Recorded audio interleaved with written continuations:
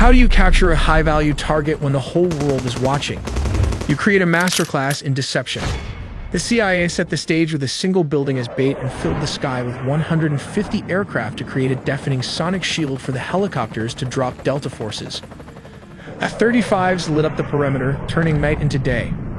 By the time the dust settled, the helicopters had already touched down and Maduro was gone.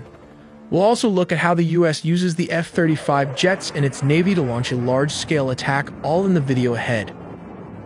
In the dead of night, that is 2 in the morning, the lights went out in Caracas. By 5 a.m., the president of Venezuela was gone. But how US played a deception games. While the whole world were focused on the aircraft carriers in the Caribbean, a shadow war was being fought on the ground. This wasn't an invasion, it was a surgical extraction. We finally have the declassified timeline of how US forces breached the heart of Caracas and extracted Nicolás Maduro. Let's start with step 1. The setup. This didn't happen overnight. For months, the US had been tightening a naval quarantine around Venezuela. The US Gerald R. Ford Carrier Strike Group and the US Iwo Jima Amphibious Ready Group were parked off the coast. The pretext was clear. The US designated the Venezuelan government a narco-terrorist state, specifically targeting the drugs lords, but while the Navy squeezed the coast, intelligence assets were tracking one man. They waited for a specific window, a moment where Maduro was stationary and vulnerable. Step 2. The strike. It began at exactly 2 in the morning Venezuelan Standard Time. High above, several F-35 stealth fighters punch a hole through the enemy lines, destabilizing their anti-air defenses.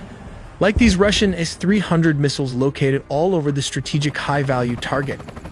With the skies cleared, the path opens for Delta Force helicopters to fly straight towards the mission. Here comes the deception as the helicopters flew. The jets started firing with more strikes as it hit Fort Tuna, the main military base and command center, and La Carlota Air Base, destabilizing Venezuelan air support. Reports from the ground describe widespread explosions and a sudden communications blackout. The chaos wasn't the goal, it was the cover. But how did the raid happen? We have to look at step 3. Under the cover of darkness and chaos, the Tier 1 operators went to work. But what is the exact unit tasked with the mission? It is the Delta Force, one of the most elite secretive special forces units in the US military. Witnesses in Caracas reported low-flying aircraft skimming the rooftops, flying well below radar coverage.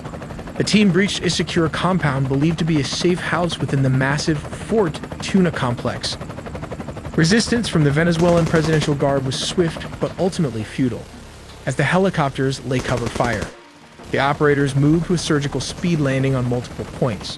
But how exactly the capture and extraction happened? For this, let's look at step 4.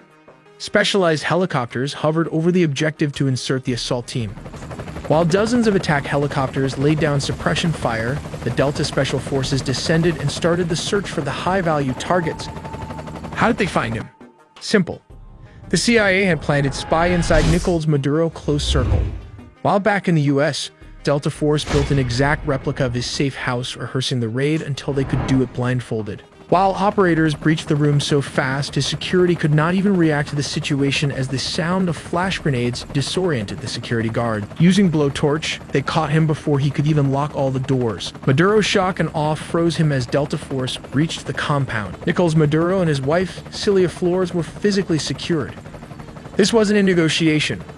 They were detained and immediately moved to the extraction point. These aircraft are capable of performing urban extractions from buildings and refueling in midair. Within minutes, they were airborne, leaving Venezuelan airspace and heading to a secure floating staging base in the Caribbean. This Operation Southern Spear has changed the geopolitical map of South America overnight. But wait, before after the extractions, there were reports of F-35 jets also leading the tip of the spear for the attack. We'll look how the United States used F-35 jets instead of F-16s for operations in Venezuela, because this is a well-organized and militarized Venezuela has positioned advanced Russian S-300 missile systems, Chinese radar networks, integrated Russian air defenses, and Shahed drones along its borders. This creates a highly lethal and challenging environment that older S-16s would struggle to survive. As stated, around 150 aircrafts and a massive 8 U.S. destroyers were stationed there. It also has 3 amphibious aircraft carrier and surveillance plane to turn it into a massive command and control juggernaut capable of overcoming a modern military's air defenses. Signals a readiness to counter Venezuela's entire air defense network if necessary. But why Venezuela Air Force failed to intercept? As of 2025, Venezuela's fighter jet fleet consists mainly of approximately 21 Sukhoi Su-30 multirole fighters delivered by Russia between 2006 and 2008, which now form the backbone of their combat air power. Additionally, they maintain about 5 operational F-16 Fighting Falcons from an older batch, including 3 single-seat F-16As and 2 two-seat F-16Vs. These F-16s are aging and suffer from limited maintenance and part support due to U.S. sanctions, although they have been supplemented with Israeli upgrades. Venezuela acquired its F-16 jets from the United States through a foreign military sales agreement called Peace Delta in May 1982, during a period of good diplomatic and military relations. They were the first Latin American country to receive the F-16, with deliveries occurring between 1983 and 1985. The reason the U.S. does not use F-16s in current operations is because these jets lack the stealth capabilities necessary to evade the S-300 and other integrated defenses. The advanced S-300V or Anti-2500 systems, supported by dense Chinese and Russian radar, can easily detect and target older aircraft at long ranges. Sending F-16s into such an environment would result in high attrition risks, as they are vulnerable to radar detection and missile engagement. Not to forget the Russian Buk air defense system that can take out an F-16 with ease. These are cheap R-15 or 24 Buk systems are already active and mobile all over the country.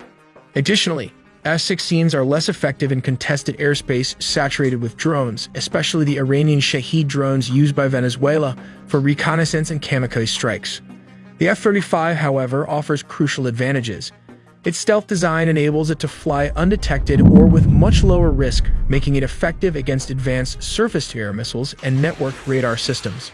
Its sensor fusion, electronic warfare, and data link capabilities allow it to simultaneously suppress and target mobile and fixed air defense positions, adapting rapidly to counter Russian and Chinese radar configurations.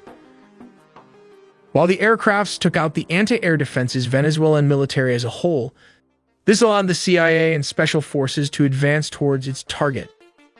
The overwhelming presence of advanced Russian, Chinese, Iranian, and indigenous air defense and drone systems on the Venezuelan border means that the stealth fighter jets, or the first wave of attack, provide both the survivability and strike capability required for such operations. But how do they rotate clockwise? Well, the distance from Puerto Rico to Venezuela is about 1,300 kilometers. This is roughly 810 miles, which translates to around 1.5 hours of flight time for an F-35 flying at high subsonic speeds. These jets rotated clockwise as its combat radius is approximately 770 miles, meaning it can reach most of Venezuela from Puerto Rico with careful fuel management and limited loitering. To extend mission time and reach deeper inland, air-to-air refueling tankers deployed strategically in the Caribbean region support these operations.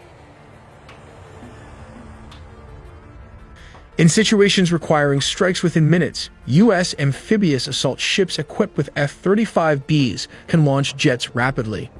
From such ships positioned in the Caribbean, F-35Bs can reach Venezuelan targets within roughly 15 to 10 minutes, depending on speed and route. Targets typically include narco-traffickers' networks, air defense installations, command centers, and drone facilities, enabling flexible sea-based strike options against both Venezuelan military and criminal infrastructure. In essence, the F-35 deployment by the U.S. near Venezuela redefines military capabilities in the region.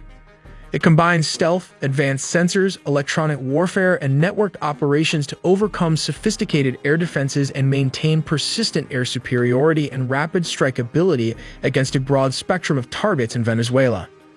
This reflects a strategy that goes beyond counter-narcotics to deter and, if necessary, decisively counter the Venezuelan military threat. We also made a deep dive into the sea, air, and land components of the nuclear triad, so subscribe for more videos to not miss a beat.